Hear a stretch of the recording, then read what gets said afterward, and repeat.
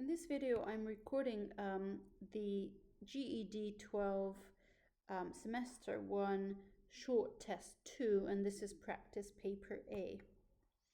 And these are the topics that will be in the short test 2. Question 1 says a discrete random variable x has the probability distribution table below. And of course, the question is to find k. Remember that the probability is always equal to 1. So that means a third plus k plus a fifth equals 1. So k equals 1 minus a third minus a fifth. And that's going to be 7 over 15. Question 2 says a box contains 4 counters, 2 with the number 4 on them and 2 with the number 5 on them. A counter is picked at random, the number is noted, and the counter is returned to the box. A second counter is picked and its number is noted.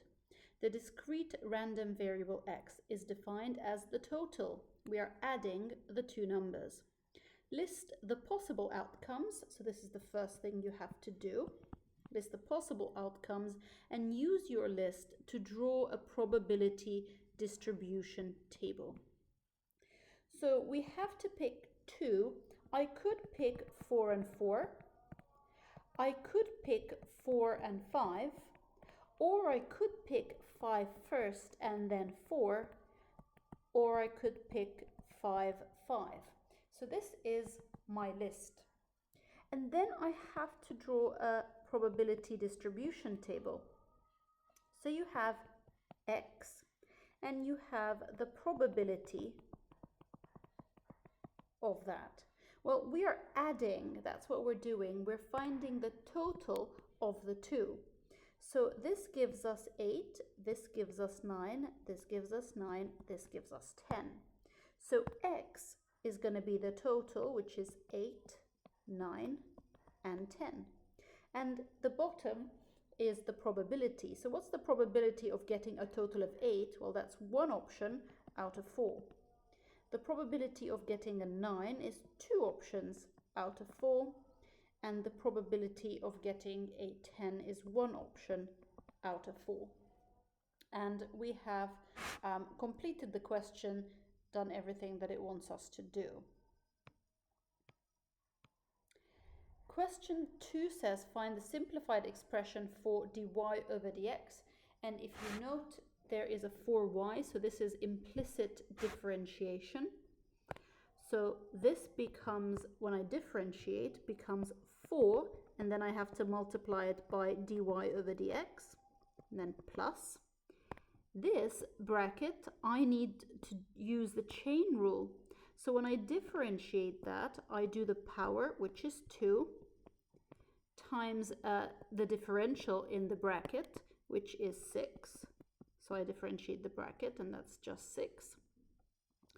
Times the bracket itself, 6x minus 1, and then of course 2, I take away 1 from the power is 1, I don't really have to put it.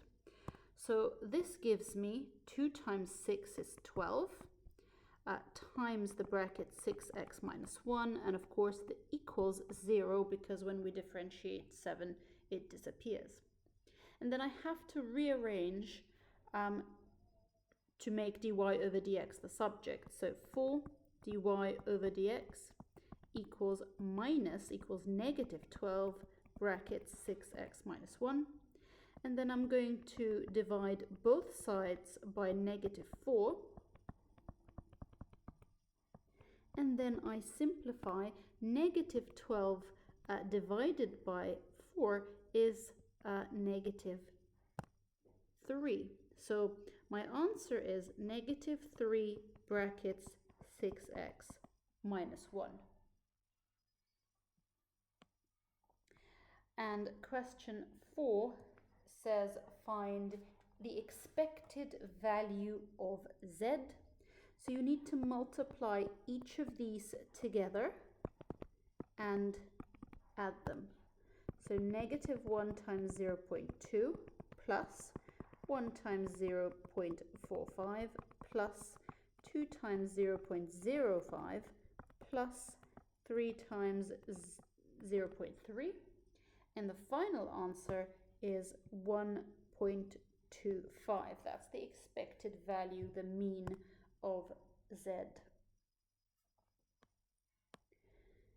And the final question says the gradient of the curve.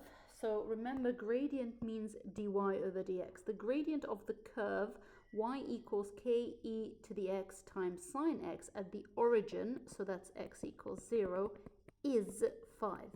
The gradient dy over dx is 5.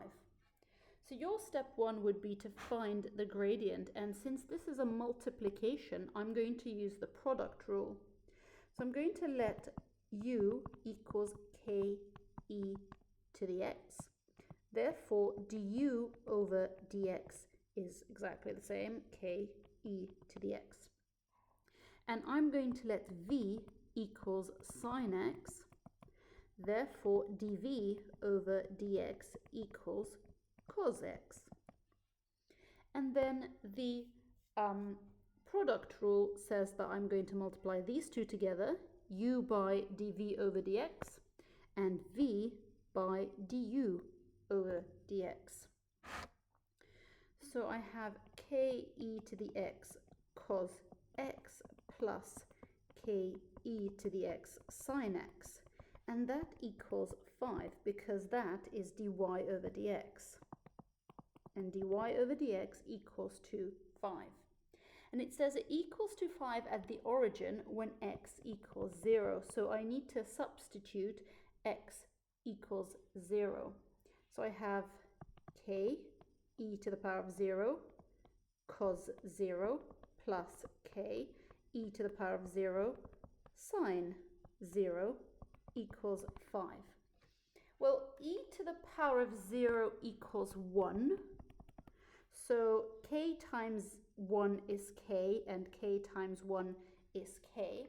Then I need to find out what sine 0 is. Sine 0 is 0. And I need to find out what cos 0 is. By the way, I mean, you should know this because it's part of the trig graphs, but you can also equally get your calculator and put sine 0 and it will tell you it equals 0. And cos 0, of course, equals 1. So here we have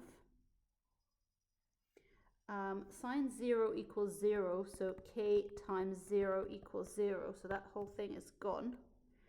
And I have k times 1 here,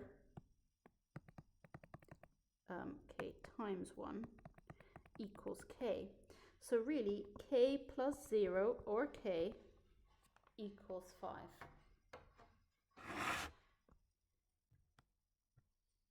And that is the end of the short test 1, or short test 2 rather.